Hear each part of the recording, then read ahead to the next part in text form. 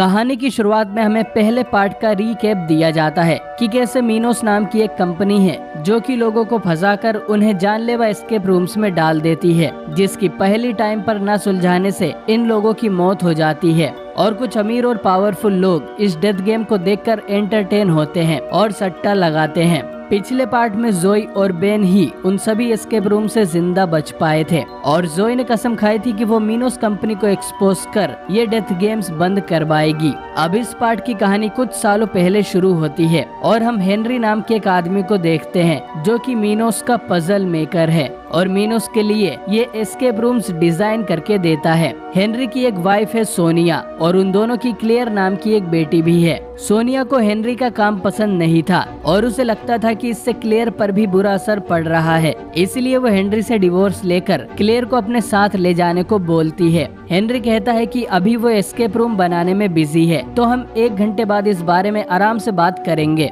सोनिया अब रिलैक्स होने के लिए स्विमिंग करने जाती है और फिर सोना रूम में आकर बैठ जाती है, लेकिन फिर अचानक ही इस रूम के दरवाजे को 3 मेटल रॉड्स लॉक कर देती हैं। सोनिया को पता चल जाता है कि हेनरी ने उसे ही एस्केप रूम में फंसा दिया है। अब रूम का टेम्परेचर तेजी से बढ़ना शुरू कर देता है। सोनिया हेनरी से माफी मांगती है लेकिन उसका कोई रिप्लाई नहीं आता। इसके बाद स्टीम के कारण ग्लास पर एक पहेली दिखाई देती है जिसका जवाब पत्थर था, तो सोनिया स्टीम वाले गर्म पत्थर में देखती है जिसमें उसे एक बड़ा सा मैग्नेट मिलता है। सोनिया समझ जाती है कि उसे इस मैग्नेट से उन तीनों मेटल रोड को डोर पर से हटाना है। वो ऐसा ही करने लगती है, लेकिन कमरे का टेम्परेचर 240 डिग्री फ़ारेनहाइट पर पहुंच गया था, जिससे सोनिया की स्किन पिघलने लगती है और आखिरी रोड हटाने से पहले ही गर्मी के कारण सोनिया की मौत हो जाती है। अब कहानी कुछ सालों आगे जाती है। क्लेयर बड़ी हो चुकी है और हेनरी ने उसे एक कमरे में बंद करके रखा है क्योंकि वो भी अपने बाप की तरह एस्केप रूम्स बनाने में माहिर है। तो हेनरी अब सारे रूम्स क्लेयर से ही बनवाता है और सारा क्रेडिट खुद ले लेता है। साथ ही हेनरी इस बात पर बहुत गुस्सा है कि जोई उनके गेम से जिंदा बच गई थी और इसीलिए हेनरी चाहता था कि क्लेयर मुश्किल से मुश्किल एस्केप रूम्स डिजाइन करे ताकि इस बार जोई बच ना पाए। उन्होंने जोई के लिए एक एयरप्लेन का एस्केप रूम बनाया है क्योंकि वो जानते हैं कि जोई प्लेन से ही न्यूयॉर्क आने वाली है। इधर जोई और बेन को हम एयरपोर्ट पर देखते हैं। पिछले पार्ट में जोई को मीनोस कंपनी की लोकेशन मिल गई थी और उनका पर्दाफाश करने के लिए ही ये लोग न्यूयॉर्क जा रहे हैं, लेकिन जोई को कुछ ठीक नहीं लग रहा था, तो वो फ्लाइट से जाना कैंसिल कर देती है और दोनों अनजाने में ही उस प्लेन वाले एस्केप रूम से बच जाते हैं। इसके बाद ये दोनों बाय रोड न्यूयॉर्क जाने के लिए निकल पड़ते हैं। रास्ते में ये एक होटल में रात गुजारते हैं जहां बेन को नाइटमेयर आता है कि ये होटल भी एक एस्केप रूम है जिसमें कुचल कर वो मारा जाएगा, लेकिन ऐसा कुछ नहीं था। अगले दिन ये लोग उस कोऑर्डिनेट पर पहुंच जाते हैं, लेकिन वहां उन्हें बस एक सुनसान बिल्डिंग दिखाई देती है। तभी एक होमलेस आदमी इनके पास आता है और जोई की एक कीमती चेन छीनकर भागने लगता है। दोनों उसका पीछा करते हुए सबवे स्टेशन तक जाते हैं और वो चोर इन दोनों को एक मेट्रो ट्रेन के अंदर फंसाकर भाग निकलता है। बेन कहता है कि वो लोग अगले स्टेशन पर उतर जाएंगे, लेकिन जोई को यहाँ कुछ गड़बड़ लग रही थी क्योंकि इस डब्बे में सिर्फ 6 लोग ही बैठे थे। वो कंडक्टर रूम चेक करने जाती है तो उसमें भी कोई नहीं था और अचानक ही इनका डब्बा बाकी ट्रेन से अलग हो जाता है और एक दूसरी ही डायरेक्शन में जाने लगता है। सभी लोग ये देखकर पैनिक करने लगते हैं और ये डब्बा एक खाली पड़ी टनल में जाकर रुकता है। बेन ट्रेन के दरवाजे खोलने की कोशिश करता है लेकिन वो लॉक्ड थे। एक आदमी थियो इंटरकॉम बटन दबाकर हेल्प के लिए चिल्लाता है, लेकिन उन्हें बस एक ही मैसेज सुनने को मिलता है कि अगर यात्रियों को कोई लावारिस सामान दिखाई दे तो तुरंत रिपोर्ट करें।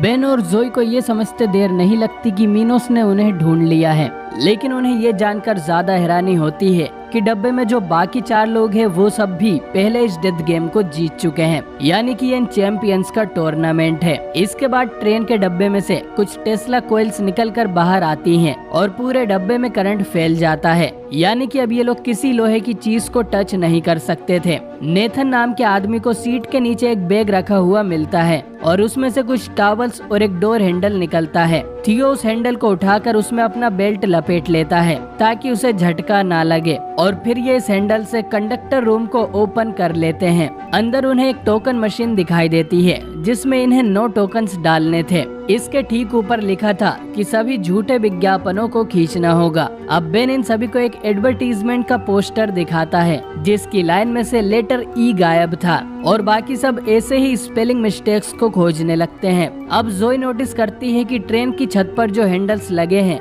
वो 26 हैं और अल्फाबेट में भी 26 लेटर्स होते हैं, यानी कि इन्हें जो लेटर्स मिसिंग है उन लेटर्स के हैंडल को खींचना है। ब्रियान नाम की लड़की को बैग में से रबर शीट भी मिलती है जिसे ये काट कर आपस में बांट लेते हैं ताकि मेटल के हैंडल को खींच सके। अब जोई एक हैंडल को खींचती है और उसमें से टोकन बाहर आता है जिसे जोई टोकन स्लॉट में डाल देती है। अब इन्हें बस 8 टोकन और खोजने थे। अब सभी लोग मिसिंग लेटर्स के हैंडल को खींचने लगते हैं और उन्हें टोकन मिलते जाते हैं, लेकिन हर बार हैंडल खींचने से ट्रेन में करंट और ज्यादा बढ़ता जा रहा था और इन्हें नीचे रेंग कर चलना पड़ रहा था। अब थियो को एक जगह आखिरी 3 मिसिंग लेटर्स मिल जाते हैं, लेकिन इससे पहले वो किसी को बताता वो गलती से एक मेटल पाइप को पकड़कर उससे चिपक जाता है और करंट लगने से थियो की मौत हो जाती है। अब जोई एक मॉनिटर पर देखती है कि ये सारे लेटर्स वेलकम बैक वर्ड्स बना रहे थे, तो वो बाकी बचे 3 लेटर्स सबको बताती है। बेन जल्दी से उन हैंडल्स को खींचता है और बाकी बचे टोकन्स भी ले जाकर मशीन में डाल देता है। इससे ट्रेन के नीचे एक रास्ता खुलता है जिसमें से ये सभी लोग बाहर निकल जाते हैं। इन्होंने पहला एस्केप रूम पार कर लिया था, लेकिन ये सभी अब एक एलिवेटर में थे जो कि उन्हें सैकड़ों फीट जमीन के अंदर ले जाता है। लिफ्ट के रुकने के बाद सभी एक दूसरे को अपना नाम और अपने पिछले डेथ गेम के बारे में बताते हैं। ब्रियाना एक ब्लॉगर थी और उसे अपने जैसे इन्फ्लुएंसर्स के साथ एस्केप रूम में डाला गया था। नेथन एक प्रीस्ट है और उसे भी बाकी प्रीस्ट के साथ एस्केप रूम्स में डाला गया था, ये देखने के लिए कि गॉड पर भरोसा करने वालों के साथ क्या होता है। और रेचल को एक बीमारी के कारण अपने शरीर में कोई भी पेन फील नहीं होता है और इसलिए रेचल और उसके साथियों को काफी टॉर्चर किया गया था। बेन को ये सब सुनकर अच्छा नहीं लगता कि इन सबको जीतने के बाद इन्हें ऐसे ही अपने घर जाने दिया गया, जबकि उसके जीतने के बाद एक आदमी ने उसे मारने की कोशिश की थी। अब जोई को लग रहा था कि पिछली बार की तरह इस बार भी हर एस्केप रूम किसी न किसी प्लेयर की कहानी दर्शाता है, लेकिन इस बार ऐसा कुछ नहीं था। अब ये सभी एलिवेटर से निकलकर एक बड़े से एस्केप रूम में आ जाते हैं जिसे किसी बैंक की तरह बनाया गया था और रूम की दूसरी साइड एक खुला हुआ वॉल्ट था। ब्रियाना बिना समझे फ्लोर की टाइल्स पर कदम रख देती है जिससे पूरे कमरे में लेजर्स एक्टिवेट हो जाती हैं, लेकिन किस्मत से कोई नहीं मरता। रेचल और नेथन आराम से ब्रियाना के पैर को उस टाइल से हटवाते हैं जिससे लेजर्स वापस बंद हो जाती हैं। तो इस गेम को जीतने के लिए इन्हें 10 मिनट के अंदर वॉल्ट में जाना है, वरना वॉल्ट बंद हो जाएगा और अगर इन्होंने गलत टाइल्स पर कदम रखा तो लेजर सबको मार देगी। नेथन को यहाँ रखी कुछ लॉलीपॉप्स में से एक चाबी मिलती है। जोई उस चाबी को निकालती है और काउंटर पार करके तिजोरी वाले सेक्शन में जाती है। रेचल और ब्रियाना को भी एक चाबी मिलती है और वो भी दूसरी तरफ का एरिया चेक करती हैं। बेन देखता है कि इन सभी तिजोरी के ऊपर नंबर्स थे, लेकिन एक तिजोरी के ऊपर सोनिया लिखा हुआ था। वो लोग उस चाबी से इसी सेफ को खोलते हैं और उसमें से कई सारे रेजर शार्प हीरे निकलते हैं। जोई उन्हें छूती है तो उसकी उंगली कट जाती है। इधर रेचल को भी सोनिया वाली तिजोरी में से कुछ खाली नोट मिले थे। अब नेथन के पीछे वाले एटीएम की बत्ती जल जाती है और अब इन्हें एटीएम का पिन चाहिए था। बेन समझ जाता है कि अगर वो जोई की कटी हुई उंगली का खून उन खाली नोट पर डालेंगे तो शायद उन्हें पिन मिल जाएगा। रेचल जैसे ही नोट देने के लिए काउंटर पर चढ़ती है, लेजर्स फिर से एक्टिवेट हो जाती हैं। डर के मारे रेचल वापस पीछे गिर जाती है, लेकिन उसके गिरते ही लेजर भी बंद हो गए थे। इसका मतलब है कि अब ये लोग काउंटर के कोनों पर नहीं चढ़ सकते हैं। अब नेथन वो नोट्स ले जाकर जोई को देता है और उसमें खून लगाने से उन्हें एटीएम का पिन मिल जाता है। नेथन जैसे ही ये पिन एटीएम में एंटर करता है, यहाँ लगी हुई 3 घड़ियां अलग अलग टाइम पर जाकर रुक जाती हैं और ये असल में सही टाइल्स पर से जाने का रास्ता था। घंटे का कांटा ये बता रहा था कि इन्हें कौन सी दिशा में चलना है और मिनट का कांटा ये कि कितने कदम चलना है। अब पहली घड़ी के हिसाब से नेथन सीधा 12 कदम चलता है। नेथन अपने पीछे टाइल्स पर लॉलीपॉप्स भी रखता जा रहा था ताकि बाकी लोगों को भी सही रास्ता पता हो, लेकिन इन घड़ियों की मदद से नेथन बस आधे रास्ते तक ही पहुंच पाता है और आखिरी टाइल बटन की तरह दब जाती है, जिससे रेचल वाली साइड में एक और तिजोरी रिवील होती है और नेथन की टाइल्स पर एक पहेली लिखी आती है। अब इस तिजोरी को खोलने के लिए सभी पैनिक कर कोड खोजने लगते हैं, लेकिन इनके पास बहुत ही कम टाइम बचा था। तो नेथन भगवान भरोसे आगे बढ़ने का फैसला करता है। बाकी सब उसे मना करते हैं, लेकिन नेथन उनकी नहीं सुनता और एक गलत टाइल पर कदम रख देता है। इससे लेजर्स ऑन हो जाती हैं और नेथन का सर पीछे काउंटर से टकरा जाता है, जिससे वो बेहोश हो जाता है। रेचल और ब्रियाना मिलकर नेथन को खींचती है और उसके पैर को गलत टाइल से हटाती हैं, जिससे लेजर फिर से बंद हो जाती है। अब कुछ देर बाद ब्रियाना पहेली का मतलब समझ गई थी और वो तिजोरी के हैंडल को घुमाती ही रहती है, जिससे उसमें से एक नक्शा बाहर आता है। ब्रियाना इसे जोई की तरफ फेंकती है और जोई वहाँ लगे कमरे के डिजाइन पर इस नक्शे को रखती है, जिससे इन्हें बाकी का आधा रास्ता भी पता चल जाता है। जोई पीछे रुककर सभी को बाकी रास्ता बताने लगती है और बेन ने नेथन को उठा लिया था। इन तीनों के बाद जोई भागते हुए वोल्ट की तरफ जाती है और बिल्कुल एंड टाइम पर कमरे से बाहर निकल जाती है और दूसरा एस्केप रूम भी पार हो जाता है। अब बेन नेथन को थप्पड़ मार के जगाता है और उसने की बेवकूफी के लिए उसे डांटता है। फिर ये सभी आगे बढ़कर तीसरे एस्केप रूम में जाते हैं, जिसे एक बीच की तरह बनाया गया था। ब्रियाना को यहाँ एक कैमरा पड़ा हुआ मिलता है, जिससे वो बीच की एक फोटो लेती है और वो देखते हैं कि फोटो में एक बोट थी, जबकि उनके सामने ऐसा कुछ नहीं था। अब सभी यहाँ पर बोट को खोजने लगते हैं और यहाँ पड़े कबाड़े में इन्हें एक मेटल डिटेक्टर मिलता है, जिससे बेन बाकी बीच को सर्च करने लग जाता है। यहाँ जोई एक औरत और एक बच्ची के मैनिक्विन्स भी देखती है, जो कि काफी अजीब लग रहे थे। तभी बेन का मेटल डिटेक्टर चिल्लाने लगता है और सभी मिलकर रेत में से एक बड़ा सा एंकर निकालते हैं, जो कि एक रस्सी से बंधा हुआ था। सभी मिलकर उसे खींचते हैं तो रस्सी टूट जाती है और रेत उस रस्सी को निगल जाती है। ये लोग समझ जाते हैं कि ये रेत दलदली होती जा रही है, जिसमें सबसे पहले रेचल फंसती है। वो उसे बचाने की कोशिश करते हैं, लेकिन रेचल को रेत निगल लेती है। अब नेथन तुरंत अपनी कमर में रस्सी बांधकर रेत के अंदर कूद जाता है। वो रेचल को तो बचा लेता है, लेकिन उसे खींचते वक्त रस्सी फिर से अपने आप ही टूट जाती है और नेथन रेत में दबकर मारा जाता है। अब पूरे बीच की रेत दलदली होने लगी थी, तो सभी भागकर एक शेक पर चढ़ जाते हैं, जिसका दरवाजा उसी एंकर से खुलता है। शेक के अंदर जाकर इन्हें पता चलता है कि बाहर निकलने का रास्ता यहाँ रखे फ्रिज के अंदर है, लेकिन उसे ओपन करने के लिए उन्हें फ्रिज का प्लग खोजना होगा। जोई को यहाँ एक बटन भी दिखाई देता है, जिसे दबाने से बाहर का लाइट हाउस चालू हो जाता है। जोई समझ जाती है कि अगला क्लू लाइट हाउस के ऊपर ही मिलेगा, तो वो उसे चेक करने भागती है और उसके ऊपर चढ़ जाती है। यहाँ के टेलीस्कोप में जोई को एक मैसेज दिखाई देता है,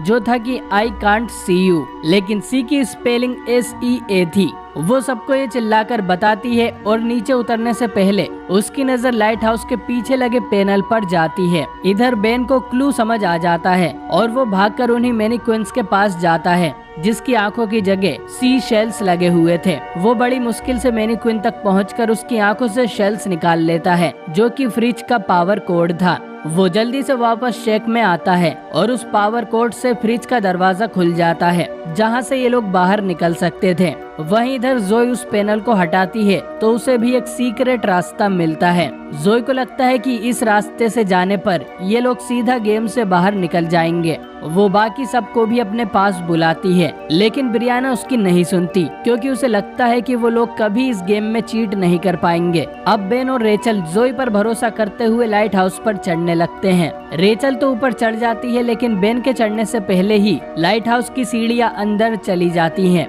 और वो नीचे गिरकर रेत में दफन हो जाता है और जोई को उसके लिए बहुत बुरा लगता है। अब जोई और रेचल उस सीक्रेट रास्ते में से एक फैक्ट्री जैसी जगह में जाते हैं और उन्हें यहाँ से बाहर निकलने की सीढ़ी मिलती है। ऊपर से उन्हें ट्रैफिक की आवाज भी आ रही थी। वो दोनों सीढ़ी से बाहर निकलते हैं और देखते हैं कि वो न्यूयॉर्क की सड़कों पर आ गई थी, यानी कि वो सच में गेम से बाहर आ गई हैं। लेकिन ऐसा नहीं था। ब्रियाना भागकर आती है और बताती है कि ये उनका चौथा एस्केप रूम है, जिसे ऐसा बनाया गया है। ब्रियाना इन्हें बताती है कि इस रूम में हर 1 मिनट के अंदर एसिड की बारिश होगी और उन्हें शायद यहाँ बने स्टोर के अंदर जाना है, लेकिन उस पर ताला लगा हुआ था। अब जोई को ऊपर बादल का साइन दिखाई देता है। ब्रियाना ऊपर चढ़ती है और उसे वहाँ एक चाबी मिल जाती है। ये तीनों ताला ओपन करके शटर ऊपर करती हैं और देखती हैं कि स्टोर के सामने एक और दरवाजा लगा हुआ है। अब टाइम खत्म हो गया था, तो पूरे कमरे में एसिड की बारिश होने लगती है और तीनों के ऊपर एक छोटा सा कवर था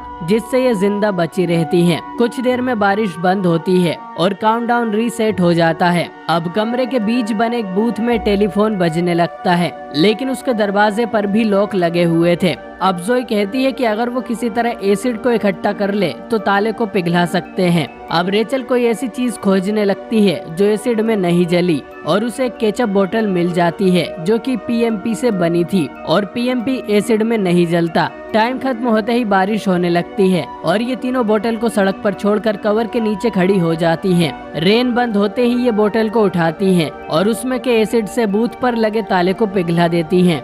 जोई अंदर जाकर फोन उठाती है, लेकिन उसे कोई आंसर नहीं मिलता। उसे बूथ में एक टैक्सी का एड लगा मिलता है, जिससे वो समझ जाती है कि रूम के बीच में खड़ी टैक्सी उनका अगला क्लू है। वो टैक्सी के पास जाकर छानबीन करने लगती है, लेकिन तभी टाइम खत्म हो जाता है। रेचल को बूथ के अंदर से एक छाता मिला था, जिसे वो तुरंत ही जोई को दे देती है और जोई उसे खोलकर एसिड में जलने से बच जाती है। वहीं ब्रियाना और रेचल बूथ के अंदर सेफ रहती हैं। तभी जोई को स्टोर के ऊपर 3 रिंग्स का एड दिखाई देता है और वो रेचल से कहती है कि वो टेलीफोन की 3 बार घंटी बजने दे और फिर उठाए। रेचल ऐसा ही करती है और फिर टैक्सी का दरवाजा खुल जाता है। जोई तुरंत ही टैक्सी के अंदर जाकर बैठ जाती है। बारिश बंद होते ही ब्रियान और रेचल भी टैक्सी के अंदर जाने लगती है, लेकिन उसका दरवाजा लॉक हो जाता है। वो पीछे मुड़कर देखती है कि फोन बूथ का दरवाजा भी अपने आप बंद हो गया था और वो कवर भी अंदर चला गया है। अब उनके पास छुपने के लिए कोई जगह नहीं थी, तो जैसे ही एसिड रेन शुरू होती है,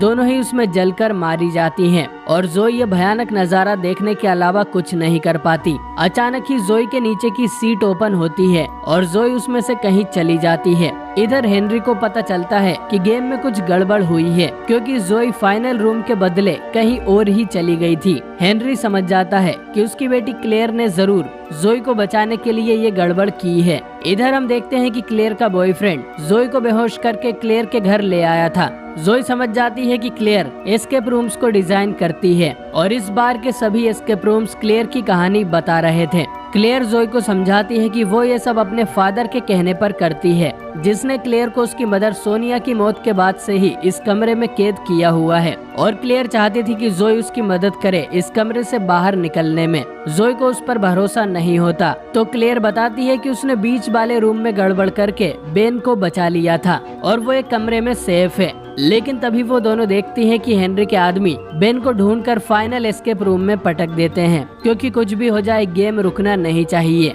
बेन अब इस सोना रूम की पहेली सुलझाने में लग जाता है और अगर उसने जल्दी नहीं की तो वो भी सोनिया की तरह गर्मी से मर जाएगा। क्लेयर कहती है कि वो उसके फादर के कंप्यूटर से बेन की जान बचा सकती है, लेकिन उसके लिए क्लेयर को इस रूम से बाहर निकलना होगा। अब जोई उसे बाहर निकालने के लिए दीवार पर बनी पहेली सुलझाने लगती है, लेकिन वो हर सेकंड में बदल रही थी, जिससे उसे हल कर पाना नामुमकिन था। हेनरी ने कहा था कि क्लेयर कभी भी खुद से इस पजल को सॉल्व नहीं कर पाएगी। अब जोई एक ऐसी जगह जाकर खड़ी होती है जहां से क्लेयर नहीं देख सकती और उस एंगल से उसे एक सीक्रेट पहेली दिखाई देती है, जिसे हल करने पर इन्हें कमरे का पासवर्ड मिल जाता है और क्लेयर बाहर निकल आती है। लेकिन तभी हेनरी एक गन के साथ यहाँ पहुँच जाता है और क्लेयर का गला दबाने लगता है, लेकिन क्लेयर का बॉयफ्रेंड हेनरी के कंधे पर गोली मार देता है और क्लेयर हेनरी को धक्का मारकर उसी रूम में बंद कर देती है जिसमें वो थी। इसके बाद क्लेयर भागकर हेनरी के रूम में जाती है और उसके कंप्यूटर को हैक करके बेन के एस्केप रूम को एंड कर देती है,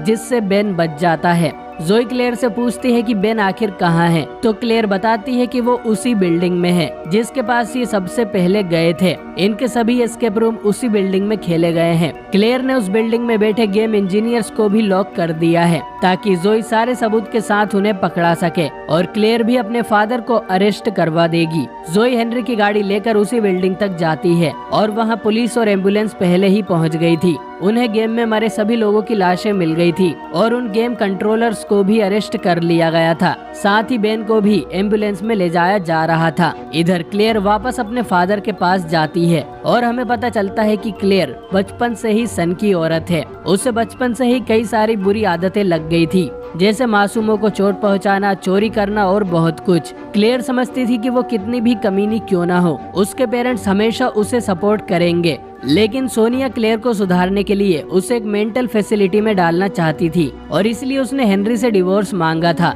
लेकिन क्लेयर ने अपनी ही मदर को उस सोना वाले डेथ रूम में फंसाकर मार दिया। जी हाँ दोस्तों, सोनिया को हेनरी ने नहीं बल्कि क्लेयर ने मारा था और अब क्लेयर अपने फादर हेनरी को भी मार देती है ताकि वो खुद और भी ज्यादा डेडली एस्केप रूम्स डिजाइन कर सारा क्रेडिट खुद ले सके और ये मूवी यहीं पर एंड हो जाती है। तो दोस्तों ये थी एक्सटेंडेड वर्जन की कहानी। अब बात करते हैं कि थिएट्रिकल वर्जन में क्या होता है। तो उस वर्जन में क्लेयर, सोनिया या हेनरी का नामो निशान नहीं है। उसकी ओपनिंग जोई से होती है जो कि एक साइकेट्रिस्ट के पास है और कोई भी उसकी एस्केप रूम वाली बात पर भरोसा नहीं करता। इसके बाद वो बेन को लेकर न्यूयॉर्क आती है और फिर सब कुछ बिल्कुल सेम होता है, लेकिन फिर एसिड वाले रूम में टैक्सी में से जोई एक बच्चे के बेडरूम में पहुंच जाती है जहां रिवील होता है कि पिछले पार्ट से एमेंडा जिंदा बच गई थी और मीनोस वाले एमेंडा को फोर्स कर रहे थे नए नए एस्केप रूम्स बनाने के लिए और उन्होंने एमेंडा की बेटी सोनिया को भी किडनैप किया हुआ है और अब मीनोस वाले चाहते थे कि जोई उनके लिए पजल मेकर का काम करे। जोई साफ मना कर देती है तो वो बेन को एक ग्लास टैंक में डालकर उसे पानी से भरने लगते हैं, लेकिन जोई और एमेंडा मिलकर काम करती हैं और बेन को उस टैंक से आजाद करवा लेती हैं। इसके बाद वो उस बिल्डिंग से निकलकर पुलिस में जाकर ये सब रिपोर्ट कर देते हैं और FBI छापा मार देती है। उन्हें सारे एस्केप रूम उसी बिल्डिंग में मिलते हैं जिससे मीनोस के बारे में सबको पता चल जाता है। जोई को लगता है कि उन्होंने मीनोस को जड़ से मिटा दिया है और वो बेन के साथ प्लेन में वापस जाने लगती है, लेकिन फिर एंड में उन्हें पता चलता है कि ये प्लेन असल में एक एस्केप रूम है। वो पुलिस, FBI सब कुछ नकली था और जोई कभी मीनोस से भाग नहीं सकती। और ये दूसरा वर्जन यहाँ